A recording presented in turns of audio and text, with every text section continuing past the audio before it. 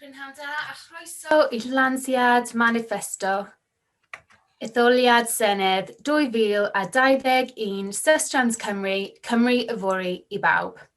Good afternoon and welcome to the launch of Sustrans Cymru's 2021 Senedd Election Manifesto, Tomorrow's Wales for Everyone.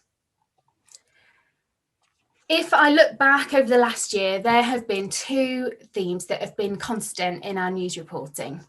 The first, of course, has been COVID-19, and that will need to have no reminder for you. But the second has been the devastation that has been caused by flooding in our communities. The first flood incident I remember being reported last year was around the dramatic scenes brought about by Storm Ciara.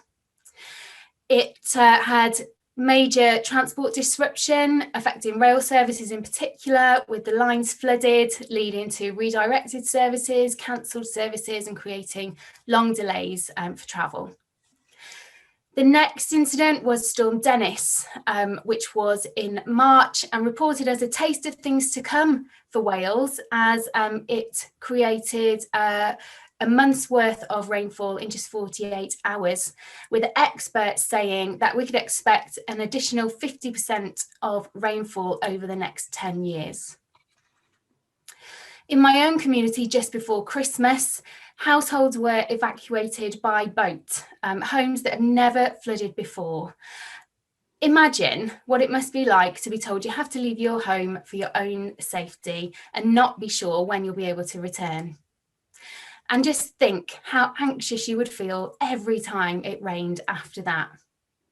This problem isn't going to go away. And if we don't make some changes, we are just going to experience more flooding in more places more often as the years go by.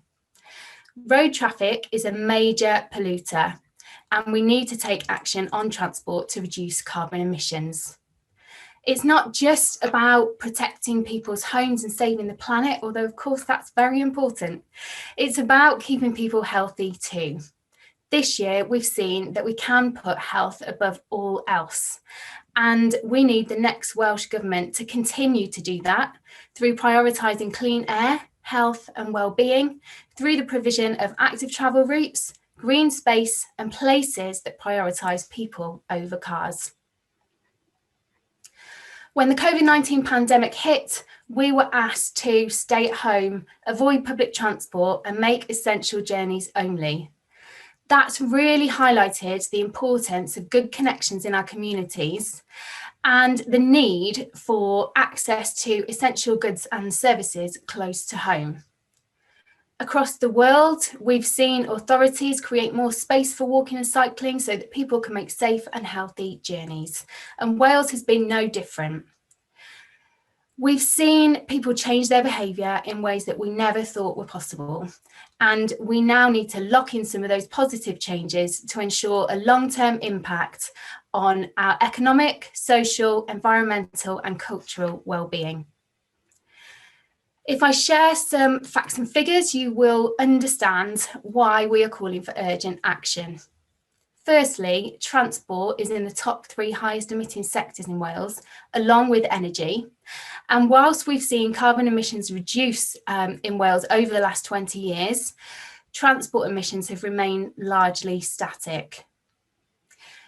We also need to remember that not everyone in Wales has access to a car and therefore are reliant on active travel provision and public transport. It's 1 in 5 people in Wales that don't have access to a car, and we need to ensure that there is provision there for them. Our Bike Life research tells us that 83% of UK adults think that it is important to take action to ensure that you can have a good standard of living without needing to own your own car. Despite the need and support for change and action, we know that still 62% of the transport capital budget in Wales is being spent on building new roads. With the drive for electric cars and questions around the long-term financial sustainability of public transport, we're at risk of making transport unaffordable for more people, which will leave many unable to access services and opportunities. We also know that whilst not taking action affects us all, it has the greatest impact on the poorest and most vulnerable, who are disproportionately hit by the impacts of climate change, poor air quality and poor access to services. In our work with people and communities across Wales, we regularly hear about the importance of good facilities, the challenge of finding them, and the impact that poor provision has, which forces people to make unsustainable and unhealthy travel choices. This year, we've heard from Karen, who lives in Merthyr Tydfil, who's unable to drive for medical reasons and is dependent on public transport to get around.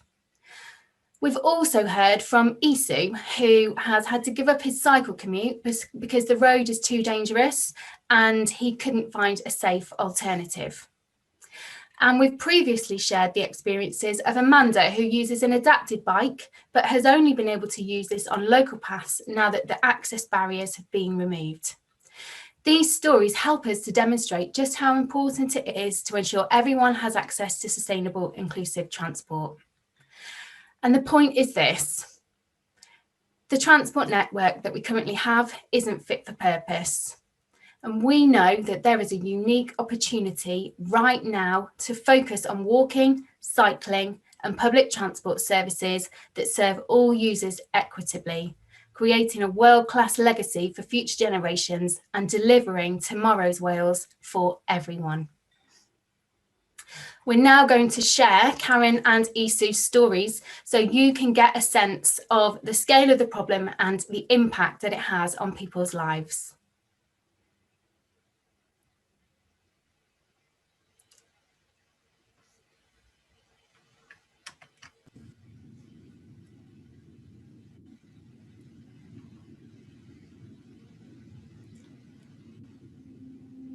Everything's difficult without a car. We have definitely set up round here to run for cars. There's no sustainable transport. There's no joined up thinking with the transport. That's how I feel about it. Really angry about it. I live in Merthyr Tydfil, which is 25-30 miles up from Cardiff. Normally, if I had the car, when I was driving, it would take me 25 to 30 minutes, as long as there was no traffic, and I had a parking space in my job, so everything was great. But once that my eyesight failed and I couldn't drive any longer, I had to rely on public transport. And suddenly my 9.5, 10-hour days, my 4 days a week, was turning into 13, 14 hours. I was getting up at 5 a.m. in the morning to get to work for 8 o'clock, which is ridiculous, you know, pitch dark, freezing cold. Just awful. It was just awful. It was only once I lost the car that I realised how bad it was. You know, you can't get off a bus and get onto a train, or there's no taxis waiting. You know, it was just really expensive as well. Whichever way you looked at it, much more expensive than running a car. I think we are definitely discriminated against because there is, you know, there's nothing set up for us. You know, like Ian Duncan Smith said once, yeah, people in the valley should get up and go and work in Cardiff. Well, that'd be fine if we could get to Cardiff at a reasonable time and we could get home. You know, and a lot of people are working boots or, you know, shops for, you know, they're on minimum wage. It's already like a big chunk of their earnings to pay to get onto public transport, to have to pay for taxis on top of that. It wouldn't be worth them working. Just wouldn't be.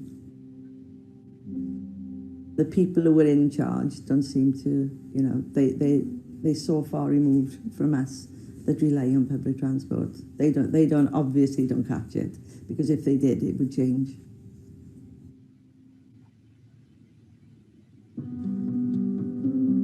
I absolutely love cycling. If I'm not cycling to work, I'm usually out on my bike cycling around Cardiff. I just love it. It just gives me so much energy. I live in Roath and I work in Barry, and I normally, most of the time, cycle to work. Cardiff to Barry is not a bad cycle, it's quite flat.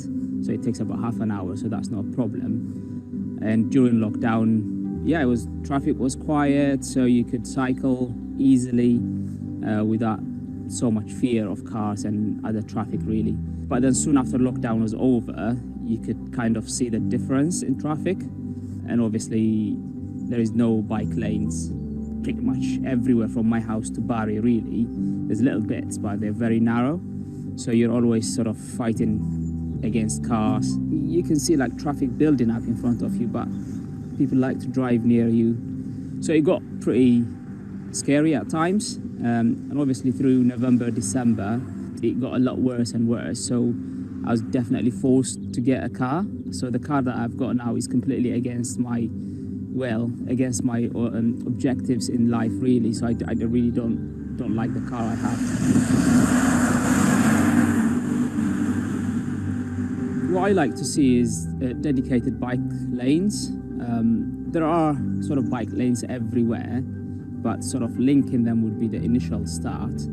But it would take a bit longer, but I would rather take longer and safer to get to work and not back home. So yeah, connecting those bike lanes that exist. There are several in Cardiff and on the way here as well. So connecting them would be the first start. And then if you can, on the main road, to just have dedicated bike lanes, that would be brilliant. The cyclist there is not just there for fun. Some people, they're there because they can't afford a car. They can't use public transport, so you just have to share the road with everyone, really. People sort of associate roads with cars, but you can share it equally.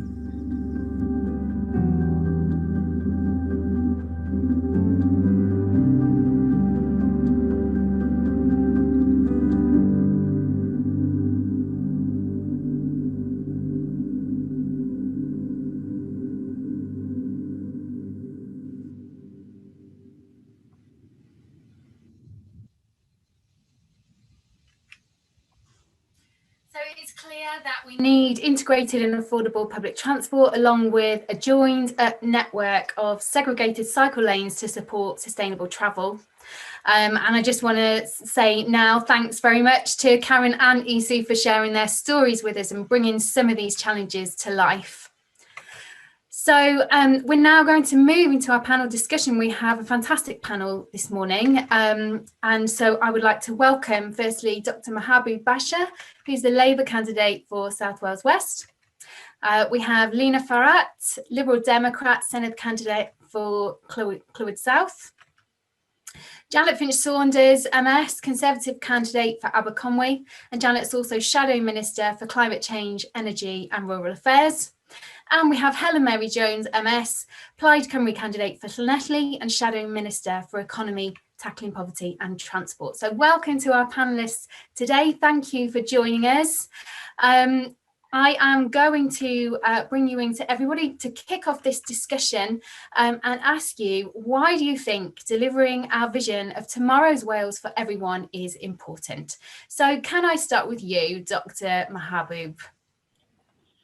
Thank you, Chair. Good afternoon, ladies and gentlemen. My name is Mahaboob, as Chair introduced. I'm not going to deeply go into the things which have been, rather than I would prefer what Welsh government has done for the last many years, because other colleagues from the other party would have more knowledge, and particularly Helen May, who is a secretary, shadow secretary for the transport, she would have much knowledge than anybody. I'm not there, but as work in the energy department, I think she used to be my colleague when she was working in the Morgan Academy. We used to see very much. Anyway, before going that, I would like to say a few of the highlights which we have been doing for the last many years. I think that would fit into the strategy what Christina was talking about, the future sustainability for Wales.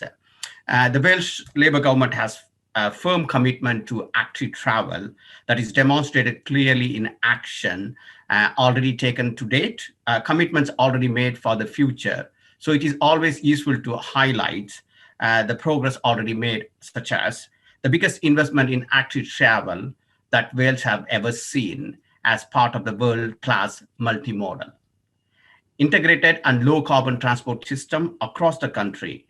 That's a point. And the second, just last week, a big funding boost for the healthy travel was announced. The 55 million funding package, an increase of 20 million from the last year, will encourage people to take up healthier travel for short local journey and is part of the major push to support sustainable transport as part of our action on climate change. If we want to prioritize funding on routes that are most likely to encourage people who don't already walk or cycle to swap their mode of transport. As we see the Karen and Isaac, how they explain, this fits in there. A nice thing to draw out is that the Welsh Labour government spending on active travel in Wales, which is £17.50 per person. It's similar via spending level in London and Manchester, and indeed more than Scotland, which demonstrate Welsh Labour has clearly resolve and tenacity in the field of active travel. In terms of public transport, and I'm sure most of would have heard, very topical as it came into effect today, or maybe yesterday, the Welsh Labour has brought the Welsh Railway into public ownership. This means that all of us in Wales now own our railways, not private companies, meaning that when you buy a train ticket, that money goes back into making the service better. It is also mean that we can secure a long-term future of rail transport in Wales. Of course, due to the COVID, few people are in traveling, which makes a for-profit system unsustainable. With the new system, it will be there when it's safe to travel again. The Welsh Labour government has committed to legislation that will re-regulate the bus network, transforming the way local bus services are planned and delivered. It will improve coordinating between the bus operators and the rail service and within the active travel for communities across Wales. It is also worth mentioning how the recent shift to home working fits into all this. The Welsh government has outlined its long-term ambition for 30% of the workforce to work from home or to work remotely, which will be achieved by giving people more choice over how and where they work, as well as giving people more flexibility in their working lives. The elimination of the daily commute for those people will lead a fewer car journey and fall in road congestion, in turns leading in a better air quality. More broadly, it is useful to know that about the draft Wales transport strategy that was published in November last year. It is 20-year strategy that aims to institute a major reduction in carbon emission from the transport network in Wales. The consultation period has now closed, and the civil servants and the assembly members are reviewing that. Hopefully, that will help future our sustainable transport for Wales, and it broadly sits with what Christina mentioned in her presentation. Thank you very much, dear Homa. Yeah, fantastic. Okay, Janet Finch-Saunders, can we come to you now? Okay, and thank you first for the invitation, and secondly, I think, I think it's fair to say I could have written exactly what you've just been saying, really, because one only has to look at sort of high levels of air pollution that we have in terms of the use of cars and traffic on our roads. And I'm a keen advocate here in my own constituency for improved cycle lanes, more of them, better joined up links. And indeed, prior to my role as a member of the Senedd, you'll see on my biography, I was a member of the local authority, cabinet member. And I remember then the number of cycle routes, we were all excited about them at the time, the cycle routes that were put in then. And I have to say, as a constituency, we've really had to fight since the Active Travel Act, not before, we've had to fight to actually ensure that, that the Active Travel Act was rather more than just an act that came in and words on a bill, and then not actually seeing any improvements. So I actually believe your vision is perfect now for this moment in time. And I also believe that COVID-19 has highlighted to us all, for instance, we're a two-car family here. Our cars haven't been out, because of the, the sort of the regulatory rules and things. We have actually consciously, we've walked out to do our shopping, and we've used our electric bikes and things more often. So, you know, I think now more than ever after COVID, we've got the opportunity to see a difference. As is rightly noted, the government response to the sudden increase in people walking and cycling during the initial lockdown should now be a springboard to shape the way we move and indeed how we live from now on. So I've already said I'm an active cyclist. I'm also taken up during COVID Nordic walking.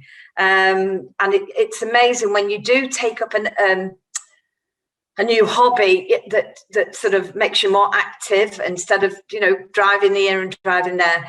You don't half notice the environment that you live in more, even though I've represented this area for many years as an elected politician.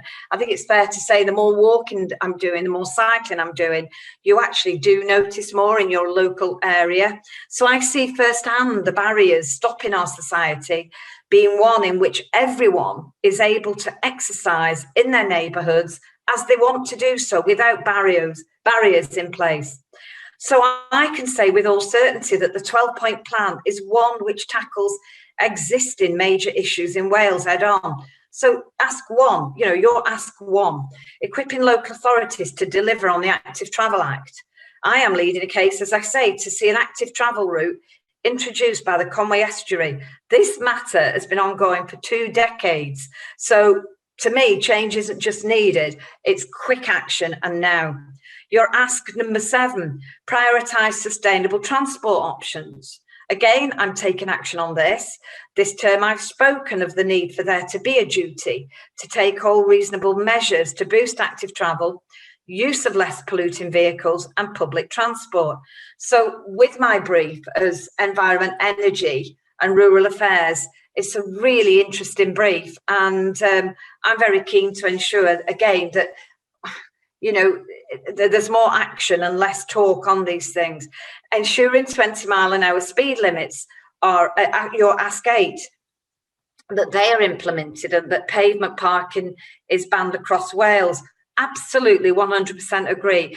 And indeed, I've managed within my own constituency to argue the point with my local authority in areas where it was just not feasible to have unrestricted D roads, and we've managed to have some 20 mile per hour areas put in place. And I definitely agree with this around schools, and indeed simple measures like turning off the idling of motor engines outside schools.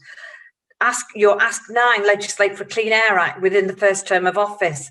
Absolutely. You know, that's already been a promise previously that within 100 days we would do this. Your Ask 10, establishing a national greenways programme to provide better access to nature. Fantastic. Now, Welsh Conservatives have a livable cities plan. And this would, for example, enable communities to help regenerate neglected or derelict areas into small pocket parks, to ensure a minimum of 20% urban tree canopy cover by 2030, and of course, to increase the number of cycling and walking routes. Your vision for tomorrow's Wales is one that I'm already working on and fully support. We are cooperating on the Conway Estuary project, which will in turn unlock active access to the Conway Valley. I am pushing not only to empower residents to travel the first and last mile of their journey by cycle or foot, but tourists too. We could do so much more. Quite often in the seaside resort here at Llandudno, and indeed throughout Aberconway, too often people will get off the train and jump into taxis and then spend their holiday sometimes. And I think we could be doing more by having bikes, more electric bikes, because we've got the hills, we've got the Great Orme and things. So I do think that we should be doing more, not just to empower our residents, but also to empower our visitors.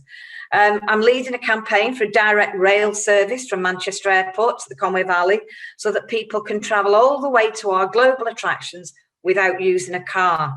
And also, we've all seen during COVID how there's been real problems with car parking up at Snowdon. And I would like to see more public transport integrated into systems like that. And for those areas where vehicle use cannot be eliminated, I have worked with constituents to secure an agreement from the Welsh Government that the way speed limits are set will be reviewed. By us all working together, I don't see this as a political issue. By working together on these shared visions, we can all make tomorrow's Wales a better place. Thank you, diolch. Brilliant, thank you, Janet. Helen Mary, can I come to you next? Thank you, Christine, and thank you, everybody. I was kind of expecting to go last, but I'm quite happy to go here if that's fine. I mean, as always happens with these things, when you're not the first speaker, many people have already said the things that you were intending to say. Ond just cyn I fi mynd yn bellach, just I gweud wrth pawb gan bod ni heb cyfieithu, dwi'n hapus I siarad yn Saesneg, ond os mae pobl eisiau cyfrannu at y sgwrs wedyn yn y Gymraeg, dwi'n hapus I cyfieithu os mae yna cwestiynau ac ati yn y Gymraeg. Sorry, I should have said that first, just to say, obviously do my presentation in English, but if anybody does want to contribute to the discussion in Welsh, I'm happy to translate questions if that helps the chair. So many things that I wanted to say have already been said, and I think it's right that what Janet Finch-Saunders says is that this isn't or shouldn't be a party political issue in terms of what we want to achieve. I think we may have different ideas about how we deliver those achievements, but I think because of the long-term nature of this work, the more that we can agree across the political spectrum in Wales about what needs to be done, the more likely we are to be able to make those changes and to sustain those changes. And I think it's really important for the sector, for people who work in this world, to know that a change of government doesn't necessarily mean a massive change of direction. I mean, we were asked to speak about why this agenda is important, and I'll just, I won't repeat what others have said, but as Christine said in her opening remarks, we know what's happening to our climate. We can't go on ignoring it. It's having, as well as having terrible effects in other parts of the world, it's having effects on our lives every day. We have an absolute duty to leave our country in a better state than we found it in terms of its environment, and in doing that, to contribute to the whole international agenda on reducing and ending climate change and reversing it. So that's the first imperative. We've also touched on the health benefits, whether that's reducing obesity, whether that's the issues around clean air. And I'm not going to tell you everything that will be in Plaid Cymru's manifesto on this agenda, because we haven't finalised it yet, so I could get myself into trouble. But we too are very happy to commit to a Clean Air Act, and it would certainly be my aspiration that that goes in the first 100 days programme, because we've been discussing it for a long time. We know it's needed, we now know what is needed, and we just need to get on with it. And of course the fitness agenda, we have a much too high percentage of our children, for example, who are overweight, and we know what that will do to their long-term health and fitness. I do want to pick up on Christine's points about social justice. We know who uses public transport. Poorer people use public transport. Women use public transport more than men do. People doing difficult jobs, people working shifts need to be able to get access to travelling safely. And I thought the points made in the two videos, both about getting access to public transport and how that needs to fit with active travel, but also needing to feel safe when you're traveling actively, whether that's safe in terms of transport or if you're traveling late at night. We need, and it's, of course, that is cyclical, isn't it? Because the more people who are walking and cycling, the safer it will feel for other people to walk and cycle. So those are the reasons why the environment, the benefits to all of our health, and social justice. And I think those videos were quite a hard watch, weren't they? And it really, when one of the contributors said, well, the people who are making these decisions tend not to be the ones who need to use public transport. And of course that's true. And that will certainly stick with me. I think we need to be clear, we will still need to build some roads. There are towns that need bypasses, there are for safety, but when we're building those roads, why aren't we automatically building cycle paths along them? It's, when you're doing a new development, that to me is an absolutely, I simply can't understand why that isn't done. I think broadly there's cross-party support. I'll be interested to hear what Lena has to say, but I think there's broad cross-party support for the direction of travel in the Wales transport transport strategy. Again, I think we may have different ideas about exactly how that gets delivered. I just want to talk about two aspects of the manifesto where I'd like to understand more what Sustrans's thinking is. Recommendation 3, I think every child should have free cycle training. And actually, I think it would be good to find ways of extending that to adults who might be happy to use their cycle perhaps for leisure, but are not very comfortable to use it in traveling. Really happy to do that. I'd like to know more about the promise of a bicycle to every child. At one level, that's kind of, it's very attractive, but how do we decide which children, what are the criteria, how much is it going to cost? And I think I'd need some further discussion to be sure, not that it was a good thing to do, but in a time when we know money is going to be tight, that it should be a priority. And the other recommendation that the call that I've got a bit of an issue with, or that I'd like to understand more about, is recommendation 11. I absolutely agree about the need for diversity on the board. We know we've got big issues of diversity in public life in Wales as a whole. But I'm not convinced about a commission. We have a Senedd. It is the job of the Parliament to scrutinise government on its delivery. And we've had a bit of a tendency, and I include myself in that, since devolution, to think when we've got a problem, we need to set up a commission. Well, in a country the size of Wales, I think our parliamentarians ought to be doing the heavy lifting. There's an exception, of course, for the Children's Commissioner, because children can't vote and they need that voice. But I'd need convincing that a commission would be the thing to make a difference. I think the things that makes the difference is that people take this, not only agree to the agenda, but take it seriously and prioritise it. I'd also comment on the policy calls. There's a bit of an urban feel to this. This feels a little bit to me about towns and cities. And of course, that's natural in that in the towns and cities, we've got the worst problems, particularly with things like air pollution. But there are also real problems about active travel and public transport in our rural areas. And if I am elected, and if I am the minister, if I get this portfolio in a government, Plaid Cymru government, I'd really want to talk to Sustrans about what more we could do about active travel in rural areas, and also in some of our valleys towns where you have the big hilltop estates, and you wonder how practical cycling is, or how can we make that more practical? And coming back again to these issues about needing to join up active travel with public transport, and of course that's going to look very different in some of our more distant rural communities than it does in our towns and cities. So that's further work, I think, to explore, but very supportive overall of the direction. I was going to say the direction of travel, which is a bit of a pun in the context of our discussion today. I must think of a better term, but definitely this is the way we need to be going. And I want to end, I think, by saying that this is incredibly important, but we've known for a long time basically what we need to do. I remember talking in the first Senedd term nearly 20 years ago about the need to integrate public transport, buses and trains, and that develops into needing to integrate public transport with active travel.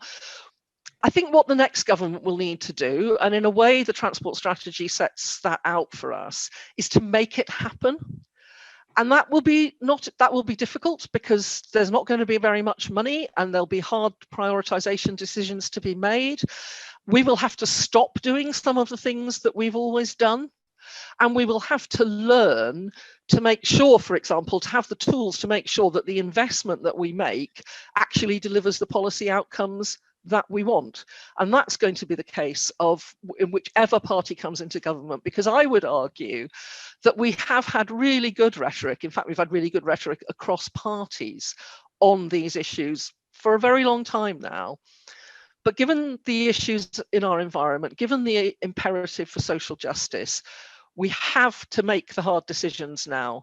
And that's something that if I am elected back to the Senedd, and we're all hoping we'll be there, if I am elected back to the Senedd, and if Plaid Cymru is in government, I can give a commitment that we will make some of those decisions, which might not make us popular, but will help to build that tomorrow's Wales that we're talking about today. Thank you, Helen Mary. And last but not least on our panel, Lena, would you like to share your views on tomorrow's Wales for everyone? Yeah, well, diolch yn fawr, and diolch to the other speakers who've been great so far. I've really enjoyed listening to you all. And when I first read the manifesto, I was actually really interested in the way that it was organised. I think that if you look at the first two asks, the interesting bit for me is that I'd actually love to crunch the numbers myself to look at how we can actually make sure that the Welsh Government supports local authorities, not only just by handing funding, but actually to guide in what could be interesting infrastructure projects within active travel. Looking at the ask 3 and 4, and the sort of idea of inspiring future generations to walk, to cycle, to take part in this active travel culture, if you will, and have that as something that we ingrain as a core part of our society. I think that there's a lot that can be done for our kids, and even for adults who might not be comfortable cycling, as Helen Mary Jones pointed out. It made me think a lot of my upbringing, and something which I haven't seen anyone talk about yet at this point. I remember being a kid and being told I would never be able to cycle. And that was because I suffer with issues of balance because of my autism. I'm disabled, and it's not a physical disability, but it's something that impacts me every day. I was told I would never be able to ride a bike. And I remember going home and crying. And I'd watch kids in the street trying to ride, and I tried and tried and tried. And it took me till the age of 12 to come off stabilizing wheels, which is a bit heartbreaking, for people who have disabilities. And that's something that I would like to see. And I guess that ties into having a more diverse board, and ensuring that is represented. I would have loved an aspect of making sure that we can make active travel work for everyone, and ensure that we have infrastructure in place to do that. And that's not necessarily something that comes at an extra cost, but it's better to ensure that it's done in the first instance rather than tacking on diversity as an afterthought. And that's something that's really, really core to me, really, really core to my party. I think that looking at the idea of 20-minute neighbourhoods is a great one. It's something that I've talked about for a long time, but not 20 minutes. I'm going to be a little bit more ambitious than that. I think that for me, I'd love to see what is looking to be piloted in Paris, actually, which is the 15-minute neighbourhood. Sorry, I had to translate that from French. The 15-minute neighbourhood option that they have there, trying to implement through their arrondissement. And there is a substantial amount of research going into this. That's something that we, as a nation with the diversity of rurality and city town life, as we have in Wales, it's something that I think we should definitely be looking into. And while this is a great manifesto, I think there's an opportunity to be even more ambitious. A few people have touched on the culture change that we've seen through COVID-19. And that's something that we've had so much bad come out of this virus that I would love to see some good carried forward with us in future. And this is an opportunity, I think, to do so. Looking at the transport for everyone section, the bit that really strikes me is ensuring the 20 miles per hour speed limits, and that is implemented. That's something that I think would have a lasting effect, and I would actually argue has a bigger impact in rural communities a lot of the time than it does urban. So I was really, really glad to see that's on the table. Something that sticks out to me is that, yes, this does have a very urban feel to it, but I think that's because we need to ensure that within these asks there is a rural lens being applied. So, for example, I look at, I check Lle a lot, so for the active travel routes around Wales, and a lot of the active travel routes are in urban locations, and all of those are connected, and some little pockets in the rural locations are connected, but there isn't an interconnection of the routes. That's what we need to be looking at, and that's what local government needs to sort of sit down and really see how we can work together across boundaries, because while for us we talk in constituencies and we talk in regions, most people don't really see those boundaries and would just prefer to be able to cycle or walk from place to place. Legislating for a Clean Air Act, yes, that is so important. That's something that we should push for, and I think that we could go a step further than that. We need to look at ways that we can talk to industry, for example, to ensure that we're doing everything we can to get clean air legislation to be understood and uptaken by them too.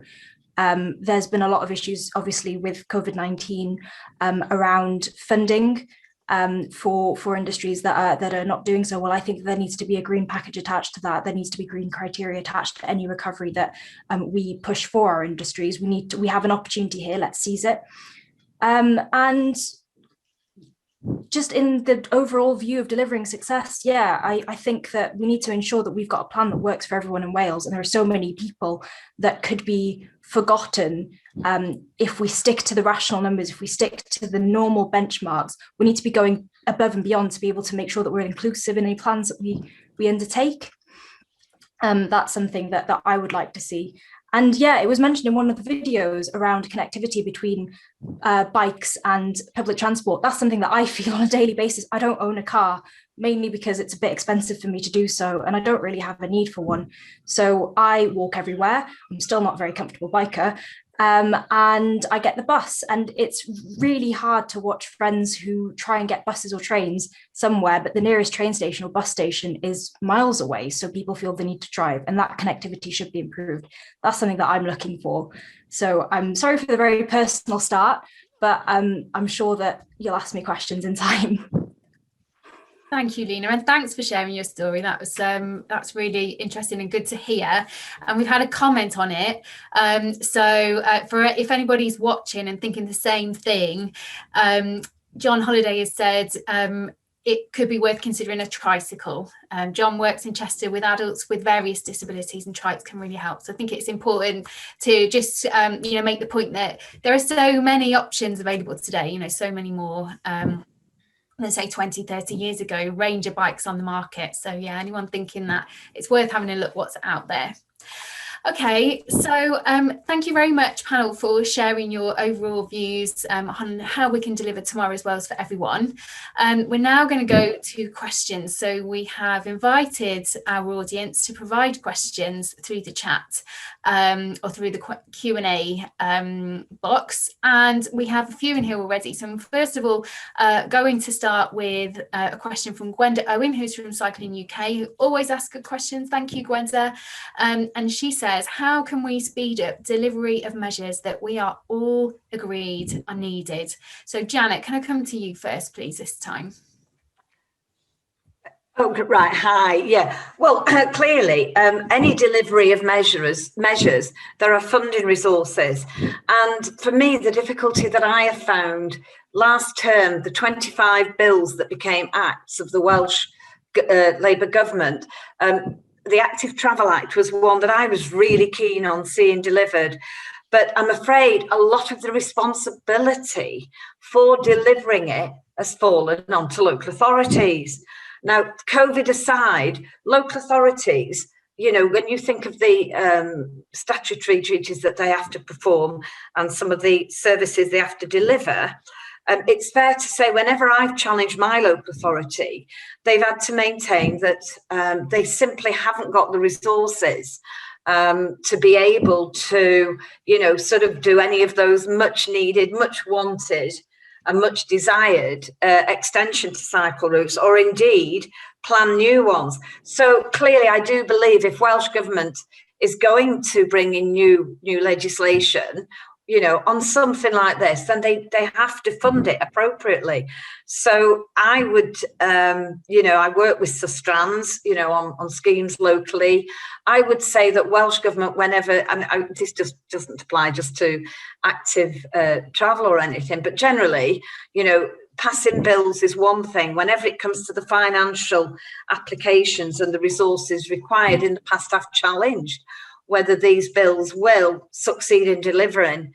If they're not fine-tuned and resources provided to local authorities, then we're always going to have to be, it's always going to have to be not one of the biggest priorities, and that needs to change. Brilliant, thank you, Janet. Mahabub, would you like to go next? Thanks, Chair. I think I wouldn't add anything more than what Janet has said. The funding is a basic problem, and also the way local authorities work is something has to be monitored, guidance has to be given. This is my personal observation, because I don't have a chance to work the way Janet and Helen are working in the community, because we we look from the outside. We are participant. That's how I looked into. But Helen and Janet, what they say has been pretty much it should be there. But what I can say is this is something we have to, as Helen rightly pointed out, the Parliament has to do. That's Welsh Parliament has to do. So we as a public, we should mandate the Parliament making sure deliver this what we expect. That's my kind of answer. Thank you. Lena, can I bring you in? Yeah, I mean, both previous speakers have made pretty good points on this, but I think I'd just like to add that it's one thing having the funding available, it's another thing making sure that the process to actually get that funding is simple and to the point. And I think that's in a lot of cases where the delay lies, is actually when local councils, local government go and bid for a project from the Welsh Government, they then are told, yeah, you've got the funding. It's not straight away. It's not a direct process. And I think that the bureaucracy behind that can be improved. The other thing that I would like to see, and that's I guess more on the Welsh Government side, is a proper investment fund and investment bank for Wales.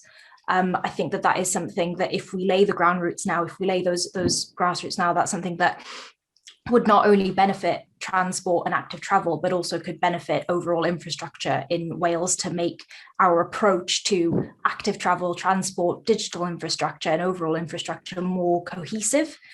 Because without that cohesion, it's just a lot of local projects which don't really overlap, and we lose that connectivity that we've all mentioned. And I think that would really help. Thank you. And Helen Mary. I just add a little bit to what's already been said, which I broadly agree with. I mean, what we really need is powers for the Welsh Government to be able to borrow to massively invest in the infrastructure that we need. That's, that would, when borrowing is so cheap, when you can actually get international banks to pay governments to take their money off them, this would be the time to do that. So we would ask for that as a government, but if we don't get that, and the atmosphere isn't great for that at the moment.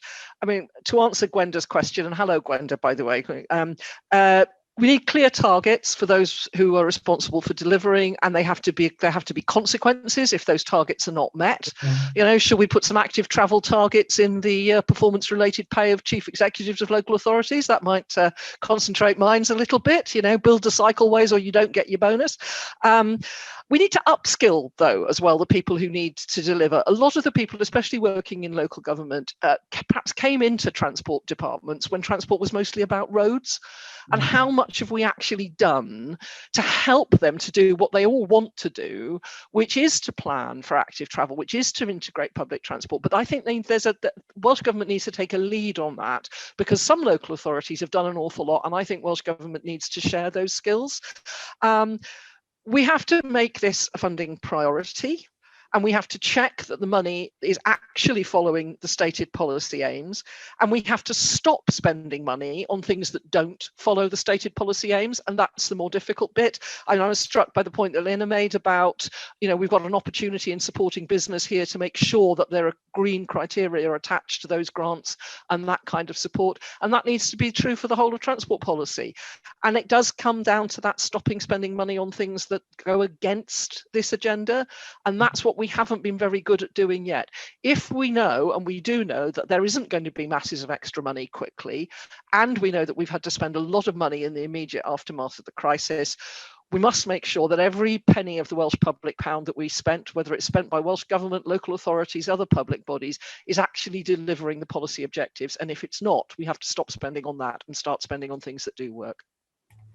Thank you, Helen Mary. Yes, very good points there. Okay, so the next question then is from Nicholas Webb. It is about the decision around the M4 Black Route proposal, the Welsh Government's decision to reject the M4 Black Route. So the South East Wales Transport Commission, of course, has brought forward comprehensive proposals for harnessing other forms of transport in South Gwent. What are panellists' views of the Transport Commission's proposals, And will your parties act on at least the majority of the recommendations? So Lena, would you like to go first? So I have had a quick look at the proposals prior to this, and I was actually quite excited, especially when it was confirmed that the M4 relief road was to be rejected, and I sort of held my breath a little bit over that. But under the new proposals, and especially I welcome the thought put into the transport infrastructure in terms of train stations and routes that they will cover. I think that it's good to have that connectivity. I would like to see, as I've previously mentioned, a specific mention around connectivity between bike routes and rail routes. I think that that is important, and I don't know if I've just missed that in the proposals or if it just hasn't specifically been mentioned, but I do think that that is one way to ensure that people do use either cycle routes or public transport or both. I think that combination is often overlooked. So for me, that was the one bit that struck out. But yeah, I need to do a little bit more reading into the proposal, but that was the one point that I would like to see a bit more of, is that connectivity that I keep mentioning. Thank you. Mahbub?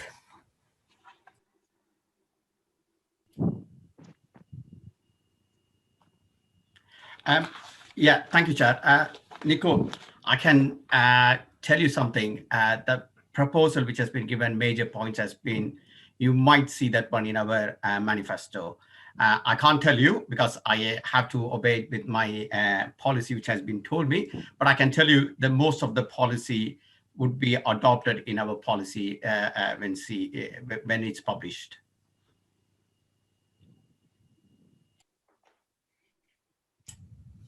Okay, Helen Mary Jones. We would want to deliver, but I think one thing that's really important to understand is the complexities around the devolution of rail. And there are some of those proposals that will need UK government not just consent, but active contribution. So I think I can say that we would commit to delivering those parts of the proposals, and they are really good proposals. They're really well thought through, they're really well researched.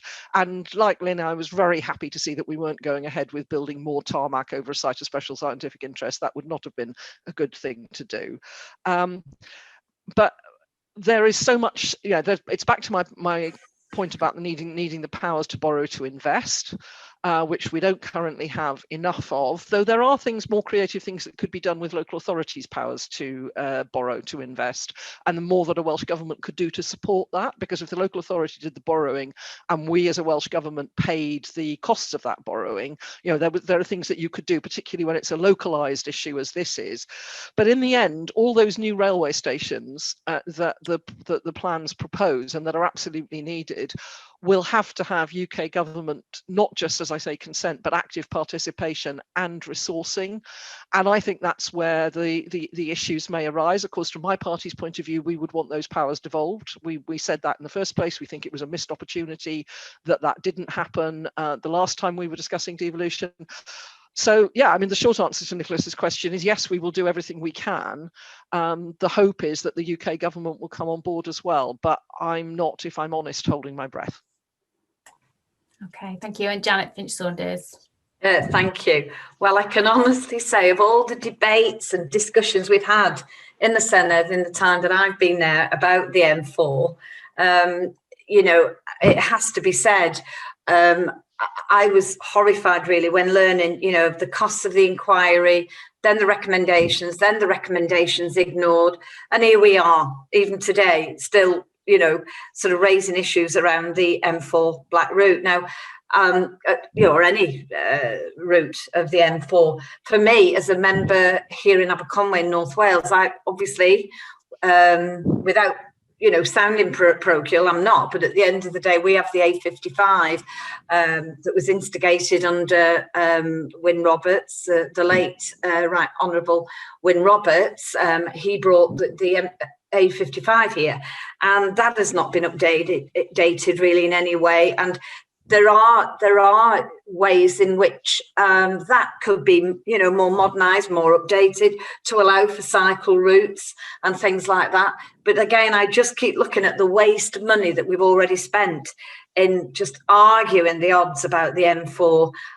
Put that money into the active travel agenda, and I think you know, we might have spent them, well, not us, but the Welsh Government might have spent the money better. So that's all I'm prepared to say on the M4. Sorry. Okay, thank you, Janet. Okay, I'm going to cheekily try to squeeze in 2 final questions. Now, I know Janet and Helen Mary, you're going to have to leave on time for the afternoon's sessions. So I will ask you first. So I'm going to ask 2 questions. So very brief answers, please. Firstly, do you think more should be spent on teaching children to cycle so they can all have a life skill before they leave school at 16? Because, of course, children in poorer areas don't always have the right equipment. They might not have a bike, they might not have a helmet, so in that case they wouldn't be able to take part. So should we spend more on teaching children to cycle? And my second question is, would you agree that the next Welsh Government should commit to the removal of barriers on the National Cycle Network to ensure access for everyone? So Janet, would you like to go first? Yeah, well, first of all, I'm absolutely keen advocate on children being taught to ride a bike. I remember very proudly in primary school passing my cycle proficiency test. And I have to be honest, in those days, we, you know, the school had a few bikes and we all, you know, we all used them and we passed them. And then my next Christmas present was a bike, a cycle. Now, I do know that it's very difficult for some children, you know, and I think that bikes should be provided where they can be. There's a fantastic scheme, and pardon me for not knowing the name, it's where a couple of young men go out and they find bikes that have been sent to the tip, bikes that have been dumped in the hedgerow, creating a mess in the environment, and they then take those cycles back and they literally recycle them and provide them to, you know, sort of children and things who cannot, you know, their parents can't afford a bike. So I think there are different ways of just going out and buying brand new bikes. But I think that it's key because, of course, to ride a cycle, you have to learn about balance. And I've got to be honest, had I not have learned that skill as young as I was, if you were to ask me now, I know people my own age even who've never ridden a bike and wouldn't be able to suddenly just get on a bike and cycle because you have to learn how to balance. So I think it's key that it should be within schools, primary school settings. And not only do you learn about cycling, but you learn about the highway code. You learn about the dangers of vehicles. So by teaching children the skills of being able to cycle, you teach them a whole lot more. Okay, thank you. And very quickly then, Helen Mary. Yes, I think we should be spending more on enabling children to learn to cycle. I think the points that we've heard earlier about making sure that that's inclusive of disabled children and young people, and not only the ones with obvious physical impairments, but with other young people who may have a range of issues that make it more difficult, whether that's issues with balance, some of that will be issues with confidence. We need to deal with that. As I say, I'm not sure yet about the cycle for every child, but I'm interested to hear more about how we could achieve that. When it comes to barriers, in principle, yes, we ought to be getting rid of them, but we need to remember that they were there for a reason. You know, they are there to stop those paths being inappropriately used. So I think we need to put some more thought in, and I'm sure there are useful ways in which we can find ways of achieving the aims that the barriers set out to achieve without achieving the unintended consequences. I'm really sorry I'm going to have to go. This has been a fantastic event. It's been really good to meet those of the panelists that I didn't know. I think there's only Lena that I hadn't actually met before. And thanks everybody in Sustrans for all the work you do, holding politicians' feet to the fire on this agenda and pushing us a bit further, because that's what the best third sector organisations do. Whatever we do, you need to make us go a little bit further. Diolch yn fawr iawn, and I'm sorry everyone, I really do have to leave because we've got voting. Thank you. I have to go as well. Thanks for joining us, much appreciated. Have a good afternoon. Thanks. Bye. Hey, Lena, then briefly around training for children and access to the cycle network. Yeah, I think for training for children, there are a number of great schemes, including obviously the work that Sustrans does around active travel, and that's more it's informative of the benefits of active travel and cycling. But there are a number of UK schemes and a few schemes popping up in Wales around teaching kids how to cycle. I do think it's something that is important, even if I didn't necessarily have the best experience with it. I don't think that that should apply to every single other kid, but we do need to look at how we can keep it inclusive and diverse and diverse in delivery rather, to include everyone. I think that it's we need to look at how we are getting those bikes. I think Janet mentioned it briefly. There are a few schemes. I remember one relatively recently in Cardiff, actually, that has had quite a good response. I'd love to see that rolled out to rural areas, because a lot of the time we are the areas that don't necessarily have the resources, but seldom do people come. In terms of the barriers, that is something that I would personally like to see removed. That's something that I will be talking to my party about. Helen Merry did raise the fact that yes, they are there for safety in the first instance, but I do think that it stops a lot of people using our active travel routes. If we are serious about making this initiative, making active travel as a culture more inclusive and more diverse, then we need to give it some serious thought and also look at alternatives to these barriers. Thank you, Lena. And last but not least, Mahaboob. Thank you, Chair. Making is compulsory. Before I answer that, I would like to give an international perspective. As you all know, Brunei Darussalam is one of the country where I pretty much work with the Sultanate on my various role. Brunei Darussalam mandate the children have to learn cycling in the school. So every child in Brunei Darussalam learns how to do cycling. And secondly, and there is a week in the month where everybody in the Brunei, regardless of who you are, whether you're a king, whether you're a prince or you are a princess, you all has to go in cycling. So that they have done pretty much, even though the population of 500,000 people, Brunei has made that and compulsory. So it has to be top to bottom. Something has been happened. We had a good example, so we could use that one. My answer, yes. Cycling has to make compulsory. As we say, oh, when you became 16, first thing most of the parents, when they celebrate the child, they try to get the provisional license for them to get the learning car. So we, as a country, we should be looking in a different perspective, because I always look in a different picture. When you try to join in a GCSE, you should have the question for you whether you have a learned cycle. Something. And then also when you go to the university, you should have that one choice. And the third point, which I would like to be very interested is, we are doing a running and walking marathon. We should do cycling marathon in Wales to make ensure that trans-active cycling is being, as you mentioned in your address, Chair, everybody should be connected. When we organize such events, so all the local authority will start to think, okay, there is a possibility that we should all these links to go. At the moment, we have links of footpath, a walking path for the all Wales on this coastal path. We should have the cycling path as well. I think I pretty much agree that both we should be done. In terms of barrier, I'm a little bit concerned here, because last year the strategic shows almost 80 children were killed in the footpath through accidents because of walking and cycling and all those things. So barrier is something to protect us as a health and safety. We definitely need that. We can't take it, but we need to look into a different way of designing them and to make to more attract and more helpful to others. That's something perhaps the Sustained Trans, something to be looking into next coming years and future. Thank you. Thank you, Mahaboob. Okay, well, we have run a little bit over time. Hopefully people will forgive me because, so many interesting questions, and apologies that we haven't been able to get through all of them.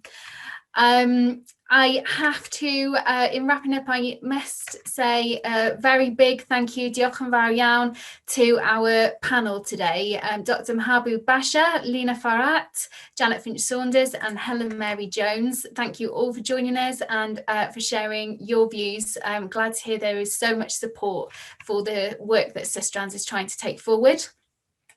I'd like to thank the team at Sustrans who have worked very hard to put this event together. So thank you all for your efforts, and well done to all of you. I want to thank the audience, all of you for joining us today and for putting forward such fantastic questions. I hope you'll continue to engage in this discussion as we move forward. If you want to have a read of our manifesto in full and haven't been able to do that yet, the link is posted in the chat there, I can see, and you can access via our website. There will be more information to come, so keep an eye on the website for more information as we go forward. And importantly, if you support the things that Sustrans Cymru is asking for the 2021 Senedd election, please share our manifesto with the candidates in your own area and help us to spread the word. So once again, thank you all for joining us. Wish you all the best for the rest of your day and hope to see you all soon. Diolch yn fawr iawn.